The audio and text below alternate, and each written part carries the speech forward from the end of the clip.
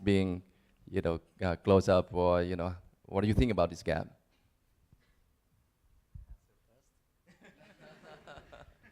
Oh, yeah. I can add some. Yeah. I think in robotics it's very huge topic. Even in my lab at Posttech, my professor he spent around 20 years in haptics. Haptics is the stand of touch technology, and with the robot is over there, you can touch the virtual objects.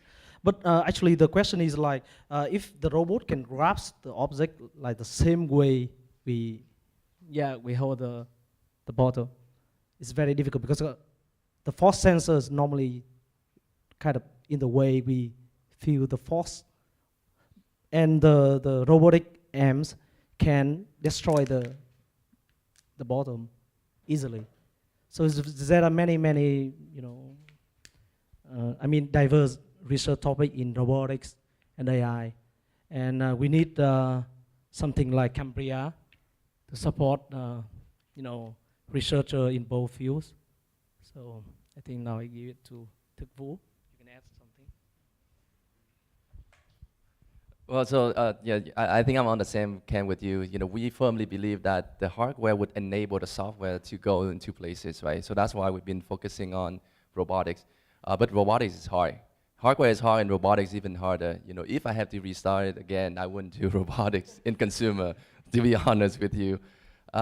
Which is why we're trying to build an open platform with the incentive, with the collaboration to really make it happen.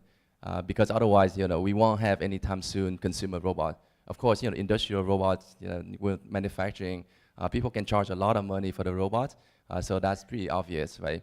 But for consumer robots, you need the low cost, and then you need the robots to behave well with human, right? So that's like a cobot, right? And you need the and you need to encounter for a really unstructured environment. So a lot of things can go wrong. And so how do you deal with all of that is a really big problem. So which is why I think we haven't seen too much success so far. But self-driving car is a robot, right? So I think that's the one area that I've seen the most advancement. Okay, one more question, one last one. Any lady? Any lady? Okay, no. All right, there we go. All right, one round of applause. Please introduce your name. Which area are you working in? Hello everyone, my name is Kui. I'm working in Germany in an influencer DB marketing company in the field of data science. So right now I'm also working in NLP and computer vision.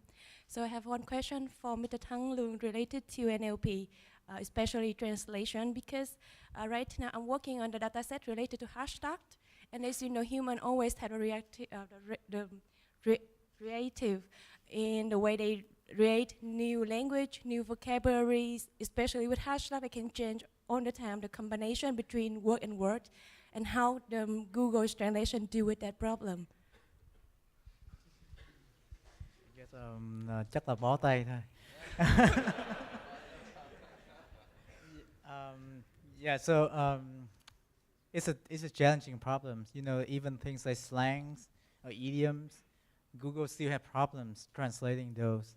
So the only way that Google can do is if there's more data of that type, if people can contribute translation of those, or there's a website somehow that where you can figure out that parallel data to train your translation model. But just to one remarkable point about the technology nowadays, doesn't matter which language pair you're working on, as long as you have enough data, you can make a very good translation system. Okay, so one last round of, sorry, you have something okay. Just to add on that, so we tackle about slangs, we tackle about like hashtags. We do a lot encounter those data, especially in the Philippines. Like we generate a lot of social media data. So like we try to build our own word embeddings, trying to recognize all of those. What's unique also in the Philippines is the context switch. Like you have Filipino, then mash it up with English in one sentence, which makes it the analysis of the language relatively hard. So it's more of like we're trying to play around with word embeddings, but still needs to have to point out the necessary needs to have a lot of more data for it to try to be useful. We tried to look into several slangs so far, but still like need to have much more data, collect more data for us to be for that word embedding to be much more useful. Yes, I totally agree with you related to word embedding, and the potential of hashtags is related to train, because they create new hashtag mean new train in the word. And I think that if we can have the problem, the solution for that problem, it will be great for Vietnam. Just add one quick point is that nowadays people operate at the sub-word level. So because if you work at the word level, then they just a growing number of words, new words just coming out. So a new strategy is to split a word into sub-word, a smaller unit. So that is like what most of the new NLP model have been trained on.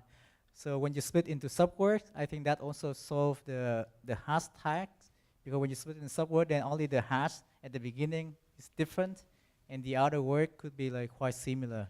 So that could help solve part of the problem. Thank you.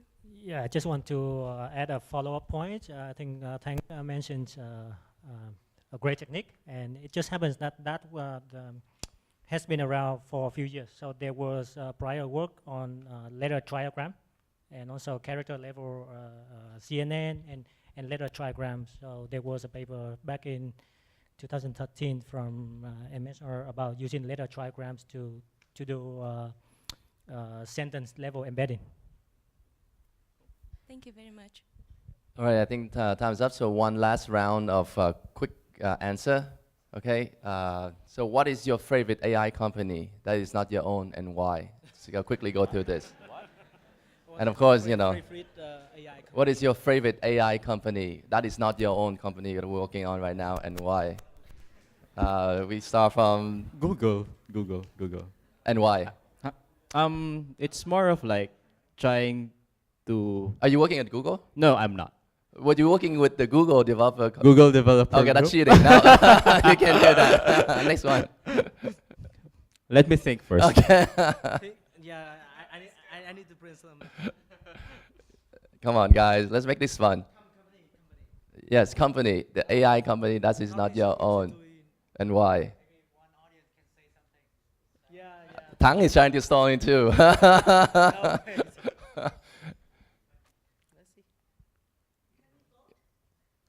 We can, okay, maybe Nguyen can start. For me, it's the DeepMind because they are audacious. Yes, great. Kenneth?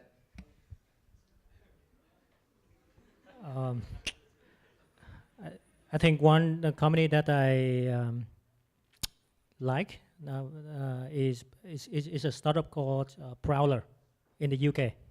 So if you search for Prowler, you probably, so there's an article say that is the next DeepMind and so on. I don't think that they have any real world applications yet, but I just like the way that they do research based on, they work on principles AI. Yeah. I think it's probably a good time to thank for our sponsor.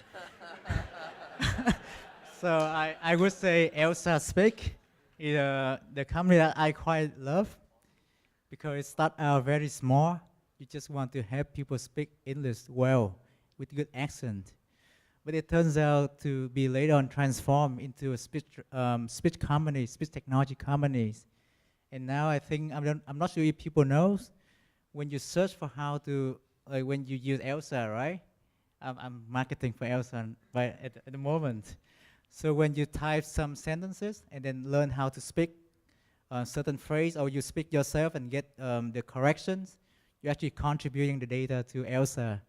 So Elsa have lots of data about how foreign speakers speak phrases, sentences, and they can also direct you to speak certain sentences as well.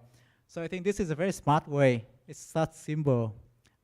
just a goal of teaching people to speak good English. And now they have the team that deal with speech, and then they have lots of data. Great. How about the other end? Two more. Yeah, so there's a company in the Philippines called Capital, which is focused on agriculture. So they relatively like help finance farmers. So it really they use artificial intelligence to like measure the yield itself and then the number of what type of amount of loans you can actually give to this specific type of farmer. In my experience, I admire in RIX company. They provide kind of you know, the app for many vehicles around the world. Basically, in automotive market, we thought that maybe Ford, maybe GM, maybe Toyota, they can, you know, manage the GPS data from cars. But in RIX, they created a very innovative way. They provide a better, you know, service for many car drivers around the world. Yeah. All right, great. So that's it, guys. So please join me in giving the panel a round of applause. Thank you, guys. Great talk. All right, I think that's it, right? That's it for our summit. Thank you so much for being here and being the fantastic days. Let's mingle around. I think we still have the venue for a while. So, let's mingle and chat, and hopefully a lot more collaboration will come out of this, all right? All right, see you guys next year. Bye.